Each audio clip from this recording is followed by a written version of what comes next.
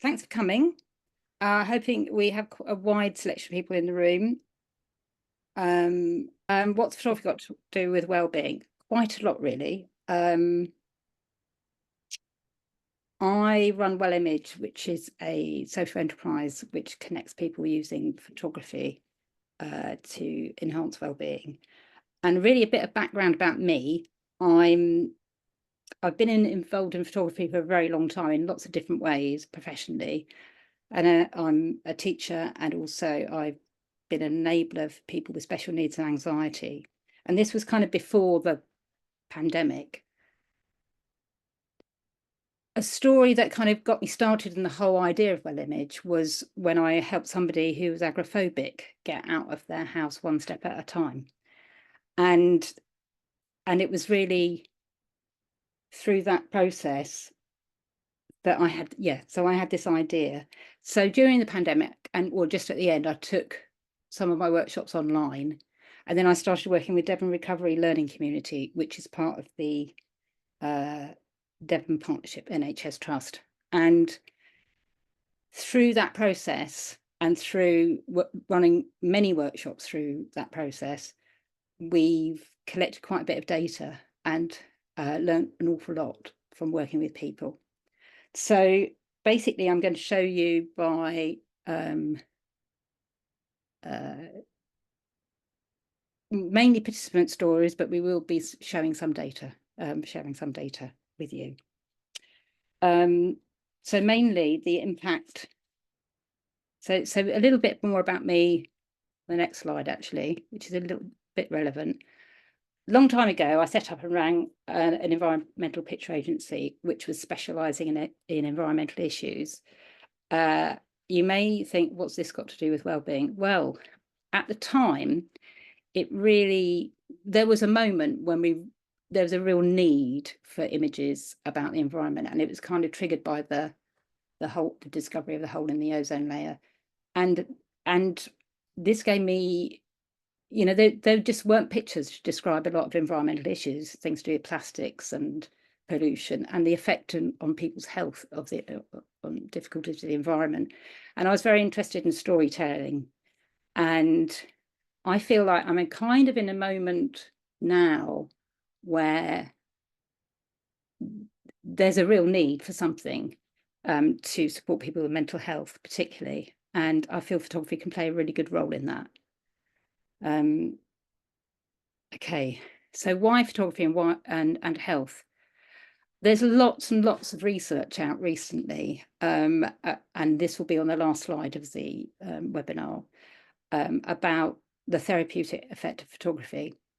But in one paper, in one study with mental health in adults by somebody in the States, Buchanan, finds that photography has a very therapeutic effect. And she says, with adults, talking about their photographs contributes to a process of reflection and makes participants aware of the things that make life worthwhile and from which they gain strength. The social context is of great importance here, and every individual story of each participant matters, and participants find recognition in the stories of fellow participants. That really chimes with me when I run the workshops, that there's a lot going on, which is helping people make new positive memories in a way. Also, the National Centre for Creative Health says we are particularly keen to work in a space between the established worlds of the arts, culture, health and social care, exploring how co-production can provide new ways of thinking about the intersection between our creativity and our health. Oops, I'm trying to make... So over to you, Penny. It's a miracle. I've remembered to unmute myself before I start talking. That's normally my go-to. So well done, Vanessa, so far. Take a breath. Here we go. So I'm Penny. I'm the Creative Health Associate. I work for in the southwest of England, which is 7 counties. So Devon is one of those counties, hence why I'm on this call. Creative health is basically the use of creative, heritage, cultural, arts, craft, music, activities for the for the benefit of people's health and well-being, and that might be for specific clinical issues like COPD or diabetes. It might be for mental health issues like anxiety, depression, loneliness. It can be for social issues like self-confidence and helping people back to work. But the point is that you're choosing to hook people in by thinking about what they really enjoy. So the point of creative health, different from just standard health, is that we talk about what matters to people, not just what's the matter with people. And the National Centre for Creative Health is about advancing good practice of research and aiming to inform at that sort of policy and collaboration level, where we're trying to coax health and social care out of their silos and get them to work imaginatively, creatively and collaboratively with organisations, with groups, with people. Wonderful, thank you, Penny. In the health sector, in the public and community settings. Sorry, I didn't mean to cut you off there. You froze for just a moment, but thank you very much, Penny. So when I set up Well Image, you have to, as a community interest company, come up with aims. And I came up with these 5 aims, which have been slightly adjusted as we've learned as we've gone along. But generally, these 5 aims came up very much from my own experience. My sort of marriage broke down at the same time. So I was in a actually bit of a strange situation. I was in a place where I didn't really expect to be. And then when I looked at them, they were, so that's quite difficult. they chimed, so they were almost identical. Diagnosed with PTSD. From some of the things that I'd really interesting. Seen and experienced, and obviously those during the army, and those my support worker, 5 ways to well-being, we were trying to find things have been really well and researched, or they to wouldn't sort be of up keep me there. We busy, wouldn't know about them. that I could do. And so photography is very home, much a catalyst to connect people. I So it's struggle all very going well out, telling people, I well, you think need for to do me, this and this to help photography, yourself, but it's not I'd never always done it easy. before. There's I'd an never awful lot really of picked up. I barriers think for I an picked awful up lot a of camera people. 2 weeks before I came on your course, Vanessa. So I think how better to actually tell, for me, it puts the story me in of how the sort of photography present helps moment. somebody, but You're not let thinking one of our about participants do it himself, you know, and he's yesterday very or the day kindly before, or allowed even us 2 to hours ago. You're not record thinking his about voice on the Zoom, future. You're not and I thinking about placed his anything else images over the except top. for what's And going this on is a around you, and just it under really 3-minute puts you, film, and it puts but me it's really worth a in the watch. present moment. And So that's, I you will know, I think the get it beauty of going. photography So for me is hopefully, I can just be sort of free of everything for even just a moment, even just a couple of seconds, when you're looking for that image to capture. And you know, you're looking around, and I'm seeing the world in a different way, really, because you know, you're looking for the light and little things like that. You know, you see a shadow and you think, oh, you know, that'll make a nice photo, or somebody walking, or a view, and all these little things that you wouldn't necessarily really think about day to day. It gave me an excuse to sort of go out and find new places, especially out in nature. I think, you know, the briefs that were set by Well Image were really enjoyable because, you know, you could be creative, and it really gave me an excuse to get up a lot of the time. Before, I didn't really want to get out of bed because it meant sort of facing the day, but having something to look forward to, even if it was getting up and switching the laptop on and uh, doing the online side of the Well Image, you know, that was really important because it gave me structure and it gave me something to get up for. And yeah, I'm really enjoying my photography, and I'm going to carry on with it. And yeah, it's just, I really enjoy it.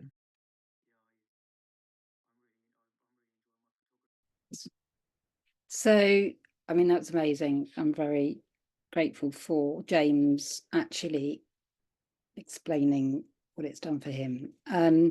So what actually is going on in our workshops is we are building trust and holding a safe space for people. We try and limit it to 10 people at the most.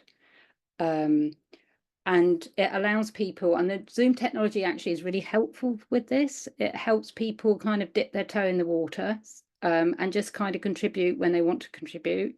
And if they're not having a good day, they don't have to, or they can just be there and sit there. And lots of people report it being quite a calming thing to be involved in. It also allows space for reflection on what people have done. So we set, you know, we come up with themes that inspire people to do a task between the workshops, and we upload them and share them.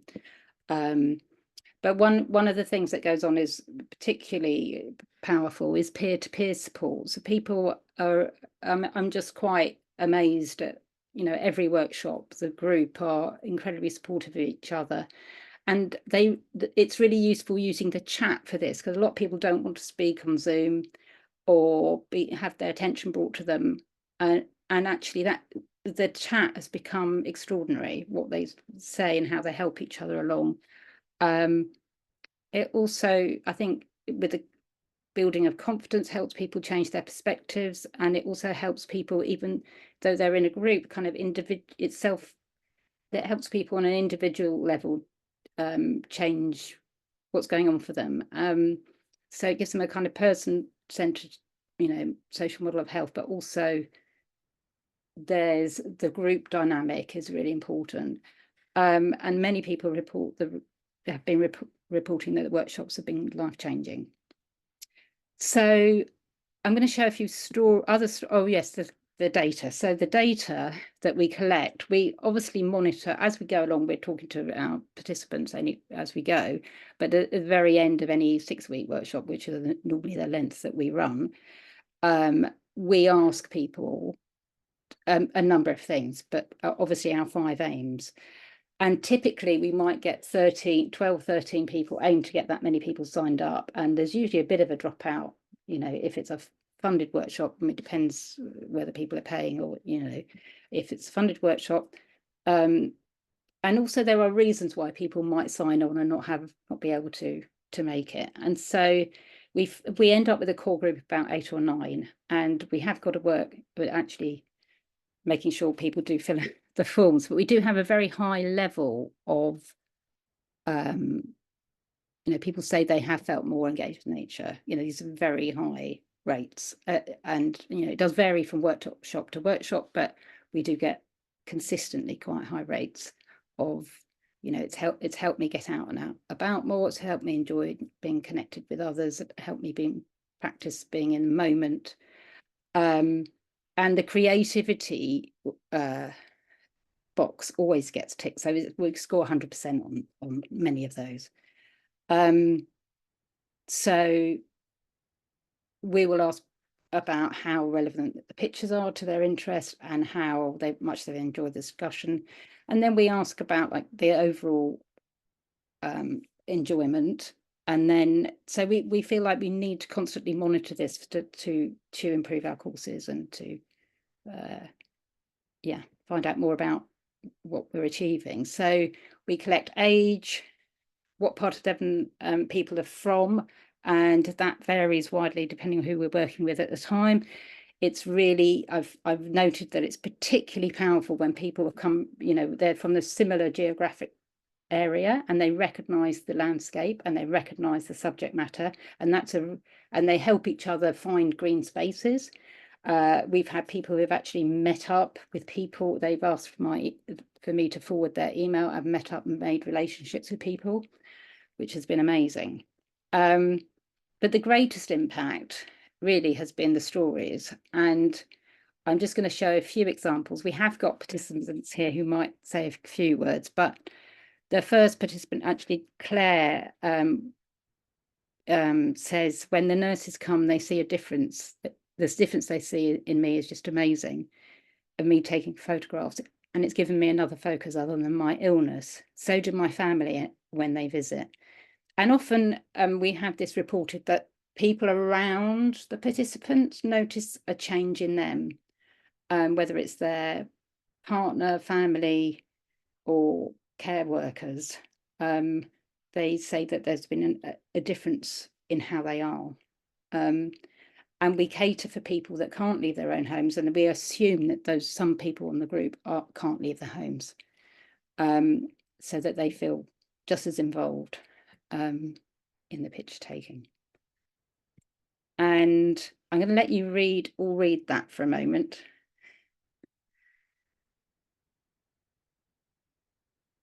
Can you talk?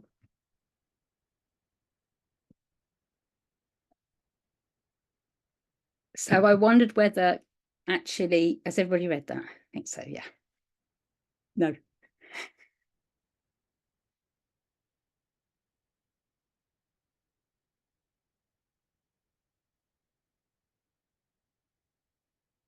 And what was lovely about this story with Kate, who's on, hi Kate, was just how Kate's was in her own home, but kind of step by step has been on a bit of a journey. And actually, I love this post that she did on Facebook because it's connecting to something else. You know, it's taking you, it's almost like a passport to a, you know, I find that really interesting. So I'm not sure, Kate, do you want to say anything about that? You don't have to if you don't want to. You do want to. Good. So you're muted. I've just unmuted myself, I think. Yeah, that's great.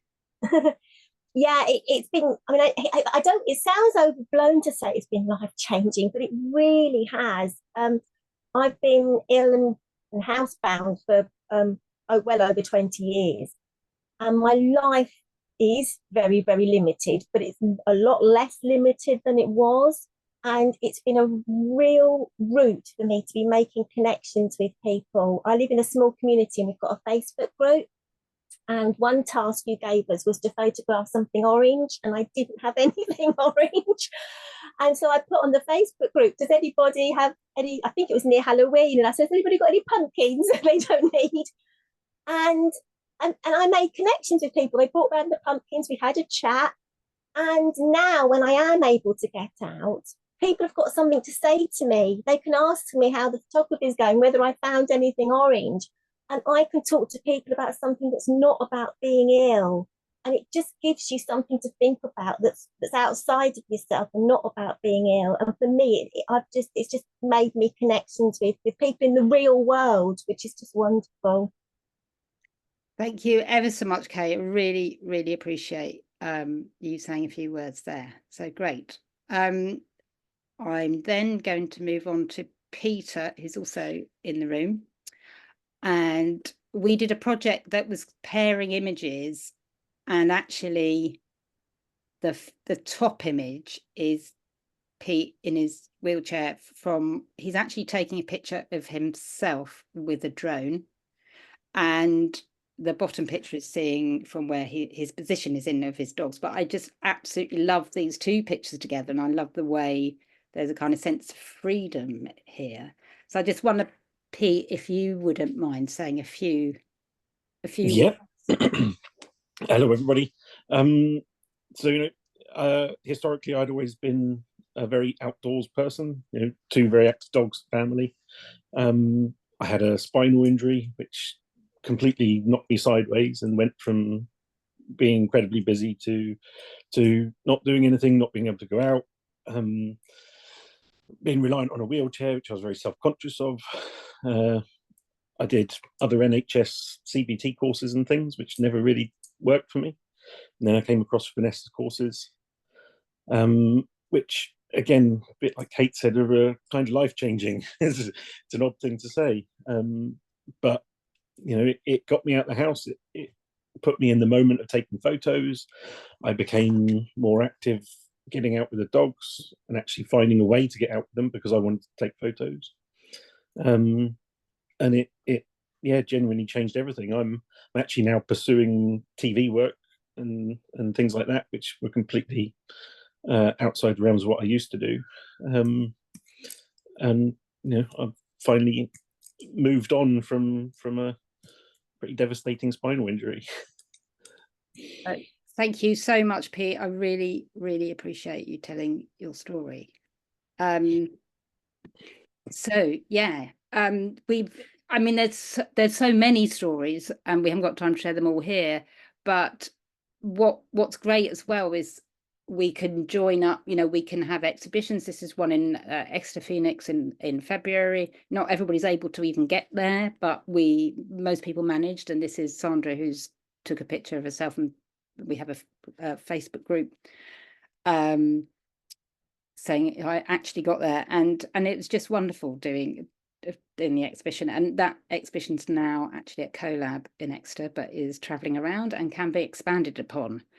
And this has got great potential for actually, if you set this up in individual, if you set it up in geographic spaces, so it's East Devon or North Devon, or a little bit tighter than that, the town, it's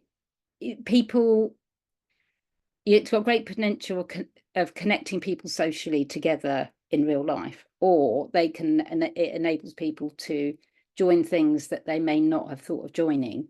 So many of the people I work with can't just join up with community things, and because they're not in a position, they're not in a they may lack confidence getting out of the house, or there might be a physical reason why they can't get out of the house, or get very far, so this is another testimonial from somebody, Ruth, who's come to several of our workshops. I'll just let you read that.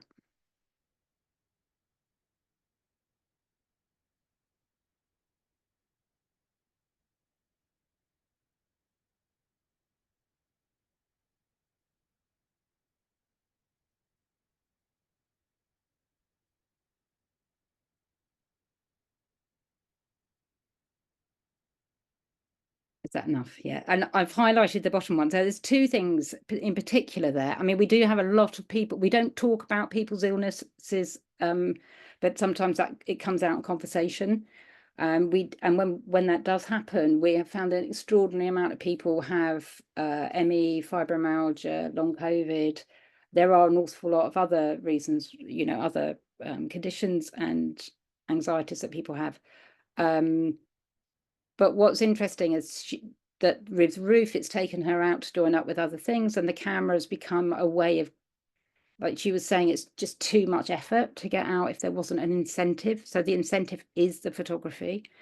And not only is it affecting, improved her mental health, but she's saying her physical health has been improved. And she's going out much more and for much longer. But what's really interesting is she's saying, I haven't needed any physio or social services help. So she's dropped 2 of her support mechanisms because she doesn't need them anymore. So that's fabulous. So just to recap on the impact, it can increase quality of life, helps people leaving when it encourages people to leave the house a bit more, connects people to each other, and actually people seeing their own work, and being able to, actually see their work in an exhibition is very beneficial. And of course, helping them to connect to new people, to connect to new habits and new hobbies is very beneficial. And it kind of, well, also with, I'm talking about Pete, actually, just having, now pursuing actual work in this TV and photography. So there's quite a lot that photography is able, as an amazing catalyst, to do. And just a couple of pictures here, really.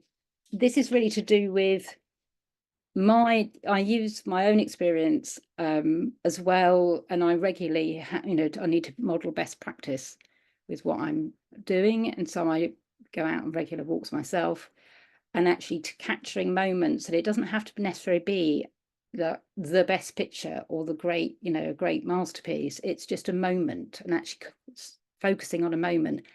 I notice it in my own daily life, that if I've been indoors and it's been raining for ages, and then I get out and actually notice things and take pictures of things, you're reinforcing something in the mind. I mean, there's lots of research about this as well, about what those images are actually doing.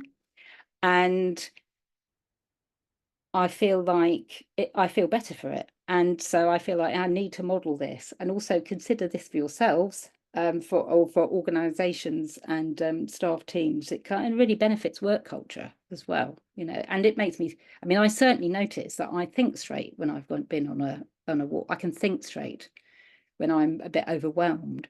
So it's really important to keep doing that.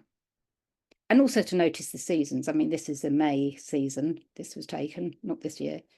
And just to notice for the content of the workshops, because what we're doing is setting something that is doable wherever you are, whether you're in a rural or urban area, or whether you're whatever kind of living condition, you know, wherever you are, that you have access somehow to nature. And this might be through your window.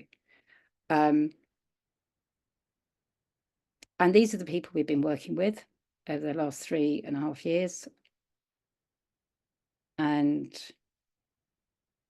at the moment, we're actually working with 2 doctor surgery, one in North Devon, one in South Devon, with a particular group from the surgery. And that's something we want to pursue.